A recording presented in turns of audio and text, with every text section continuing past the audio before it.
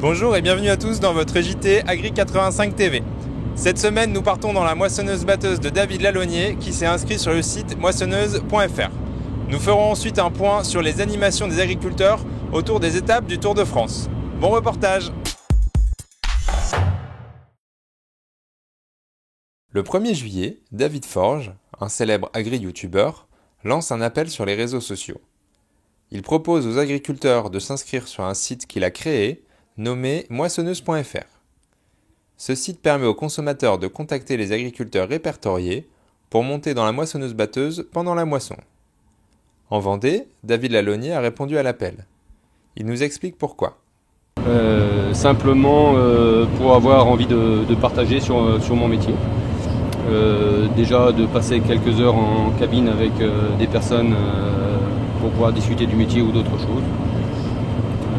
Voilà la principale chose. Alors là j'ai été contacté par 5 personnes et puis 2 personnes vont me rejoindre demain après-midi. Un jeune du village et une autre personne du métier mais qui n'a jamais connu les moissons. Voilà. Je me suis inscrit juste avant les moissons suite au tweet de David Forge et la création de son site. J'ai trouvé ça très attractif et j'ai pas eu le temps de regarder plus que ça sur le site les autres inscrits, à part que j'étais le précurseur dans l'ouest de la France. Cette initiative est une nouvelle façon de communiquer avec le grand public. Les agriculteurs vont ainsi pouvoir présenter leurs fermes et leurs activités aux visiteurs. Alors je suis donc sur une exploitation de céréales dans le sud de Vendée, sur une surface de 170 hectares en culture. À l'heure actuelle donc, on est dans les moissons de blé dur. Je produis aussi du maïs et du tournesol, ainsi que de la luzerne de semences. Donc en pleine moisson de blé dur sur l'exploitation. Les rendements sont très hétérogènes. La variété a l'air, on va dire, normale à passable. Voilà. On a un très bon résultat sur le blé dur dans le sud Vendée. Là aussi variable selon les années et la météo.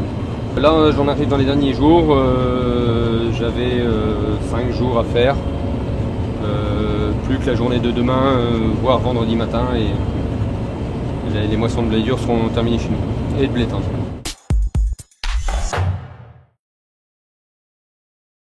Le week-end dernier, en Vendée, il était impossible de passer à côté du Tour de France. Tout au long des 2 étapes, les agriculteurs vendéens ont mis en place des animations pour valoriser leur métier et leur production.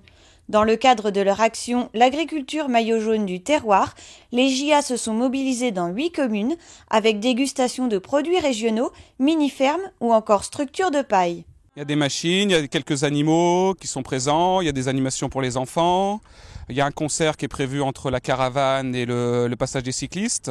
On voulait être présent pour le tour, déjà pour promouvoir notre métier d'agriculteur. En même temps, on voulait faire l'opération sac de blé. Au début, on voulait le faire dans une zone et on s'est dit faut qu'on en profite pour le Tour de France, quoi. En même temps, à l'époque, la marque se lançait juste, quoi. Donc on voulait en même temps promouvoir la nouvelle marque allait se lancer, quoi. Faire voir notre métier et puis qu'aujourd'hui l'agriculture a évolué, qu'aujourd'hui on a des outils agricoles qui sont quand même conséquents, que l'agriculture est mécanisée, et promouvoir aussi le bien-être animal, ce que demain l'agriculture est, une nouvelle marque qui va se lancer, qu'on est capable de commercialiser, un nouveau circuit, qu'on est capable de promouvoir notre Vendée, quoi, qu'on est fiers de notre département, quoi. On a prévu de faire des sandwichs, donc saucisses et poitrines, et en même temps, donc en collaboration avec la mairie, donc on a fait des panneaux photos, donc sur une vingtaine d'exploitations de la commune, pour présenter aux gens les exploitations qui s'y trouvent et la famille autour de ça. Pour nous, c'est une fierté, hein. C'est vrai que quand on voit tous ces exploitants qui ont voulu le faire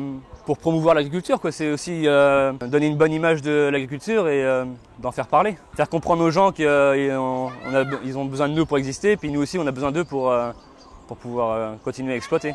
Les premiers retours sont très positifs. C'est vrai que les gens apprécient aussi voir les exploitants et les méthodes de production, quoi. En amont du départ du Tour, le Fan Park a quant à lui réuni plus de 25 000 personnes du 5 au 8 juillet à La Roche-sur-Yon. Autant de visiteurs qui ont pu découvrir la marque Juste et Vendéen, le métier d'agriculteur et l'agriculture vendéenne. Le peloton est déjà loin de la Vendée, mais place maintenant à la course au vote. Les agriculteurs de Chaillé-les-Marais et Beaufou ont réalisé un visuel dans le cadre du concours Les agriculteurs aiment le Tour, mis en place par la FNSEA. Celui qui remportera le plus de j'aime parmi toutes les réalisations sera nommé vainqueur. Rendez-vous sur la page Facebook de la FNSEA pour voter pour votre visuel préféré. Réunis en conseil d'administration ce lundi, les présidents du CSEA ont fait le tour des sections et commissions avant de se projeter vers les échéances syndicales des prochains jours, que sont les EGA, les zones défavorisées, le retard de paiement des MAEC et la loi foncière. Les parlementaires sont conviés ce vendredi par la FDSEA et les JA.